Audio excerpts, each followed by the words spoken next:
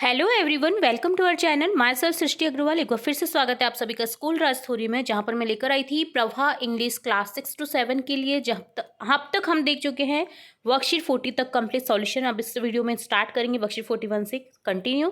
तो चलिए फटाफट से देखते हैं। सबसे पहले वर्कशीट 41 के क्वेश्चन आंसर देखेंगे। क्वेश्चन है, your teacher will read the following commands, speak them allowed and write in correct boxes and more from your side.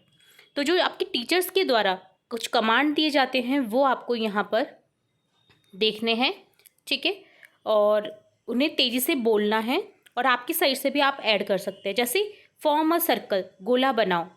Sit in line, line में बैठो। ओपन योर बुक, अपनी किताब खोलो। Wash the plates properly, जब हम mid day meal में खाना खाते हैं तो हमारी जो प्लेट होती है उसे हमें वॉश करना चाहिए प्रॉपरली। फोल्ड योर हैंड्स, अपने हाथों को फोल्ड करो। क्लीन द बोर्ड, बोर्ड को क्लीन करो। प्लीज़ बी सीटेड, प्लीज़ बैठ जाइए। डू नॉट वेस्ट फूड, खाना वेस्ट नहीं करेंगे। स्टॉप राइटिंग, लिखना बंद करें। वेट फॉर योर टर्न, आपकी टर्न का वेट करें। तो ये आपको कमांड्स दिए जाते हैं टीचर के थ्रू। अब यहाँ पर देखिए पिक्चर्स के अकॉर्डिंग हम देखेंगे कि इन क्लासरूम में आपको कौन कौन से कमांड मिलते हैं, मतलब क्लासरूम के अंदर ड्यूरिंग असेंबली, असेंबली के दौरान क्या क्या आपको कमांड्स दिए जाते हैं, और मिड डे मील में क्या क्या कमांड्स दिए जाते हैं। तो देखिए यहाँ पर इन्हें डिवाइड कर देंगे जो भी हमें कमांड्स दिए गए हैं। तो क्लासरूम में देखिए, ओपन योर बुक, अपनी किताब खोलो। क्लीन द बोर्ड, बोर्ड को क्लीन करो। प्लीज़ बी सीटेड, बैठ जाओ। स्टॉप राइटिंग, लिखना बंद करो। एग्जाम के टाइम में हमें सुनने को मिलता है टीचर से, लिखना बंद करो, हो गया है टाइम, ठीक है। तो ये सभी हमें क्लासरूम में सुनने को मिलता है। ड्यूरिंग असेंबली, जब हमारी जो बाल सभा वगैरह होती है तो उस दौरान हमें फॉर्म अ सर्कल, सर्कल तो बनाने के लिए कहा जाता है। फोल्ड योर हैंड्स, अपने हाथों को फोल्ड करो। वेट फॉर योर टर्न, तुम्हारी टर्न का वेट करो, इंतजार करो। ड्यूरिंग मिड डे मील में हमें ये सुनने को मिलता है, सिट इन लाइन, लाइन में बैठो। Wash the plates properly, properly अपना प्लेट को वॉश करो। डू नॉट वेस्ट फूड, खाना वेस्ट नहीं करो। तो ये सब कमांड दिए जाते हैं टीचर के थ्रू, अलग अलग फंक्शंस में कह सकते हैं या असेंबली में कह सकते हैं। तो ये डन होता है वर्कशीट 41 का सॉल्यूशन डन। अब देखेंगे नेक्स्ट वर्कशीट 42। तो क्वेश्चन है, listen to your teacher dictate word and sentence about no bag day and write in the given space. तो डिक्टेटेड वर्ड हमें देखने हैं जो टीचर के थ्रू दिए जाते हैं, और नो बैक डे पे नो बैक डे से रिलेटेड और आपको लिखना है यहाँ पर। तो देखिए नो बैक डे पे क्या क्या होता है वो आपको बताना है। तो some words about the theme no bag day की असेंबली होती है, क्राफ्टिंग होती है, पेपर क्राफ्टिंग होती है तो पेपर यूज़ होते हैं, play, art, pen, games, colour, pencil, activity, prayer और इरेजर का यूज़ किया जाता है हमारे थ्रू। Some sentences about the theme of no bag day पर हो जाएगा, जैसे every Saturday is celebrated as no bag day in school.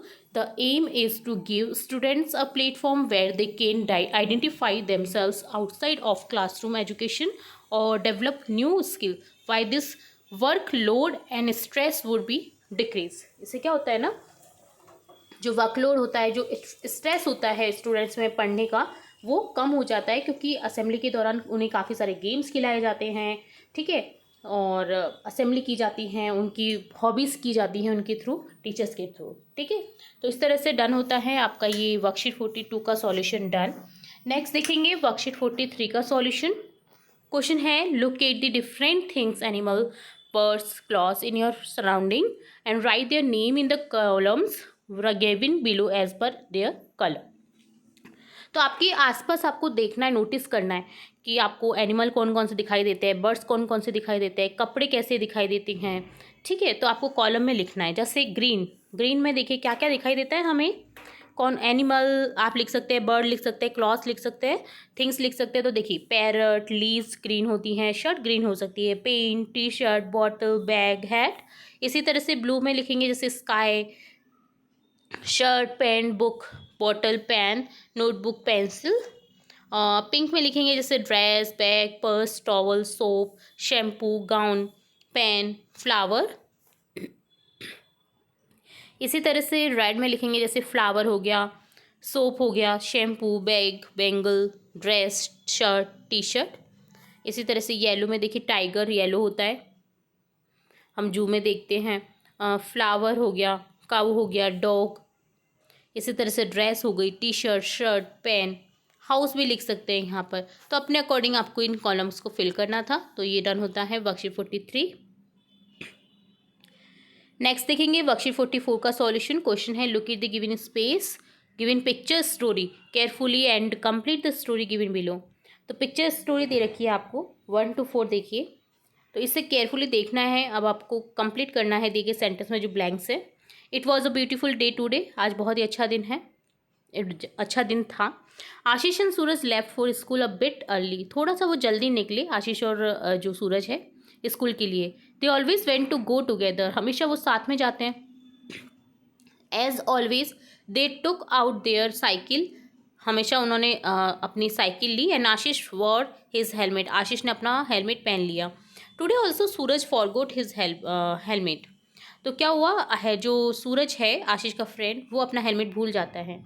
Ashish told him to ride cycle, तो उसने उसे कहा कि साइकिल चलाओ तुम। They left for school, school के लिए निकले। वर टॉकिंग एंड लाफिंग, और हंसते हुए बात करते हुए। Suddenly a dog and cat come running out of town there, तो उनके सामने क्या आ जाते हैं, कैट और डॉग आ जाते हैं एकदम से।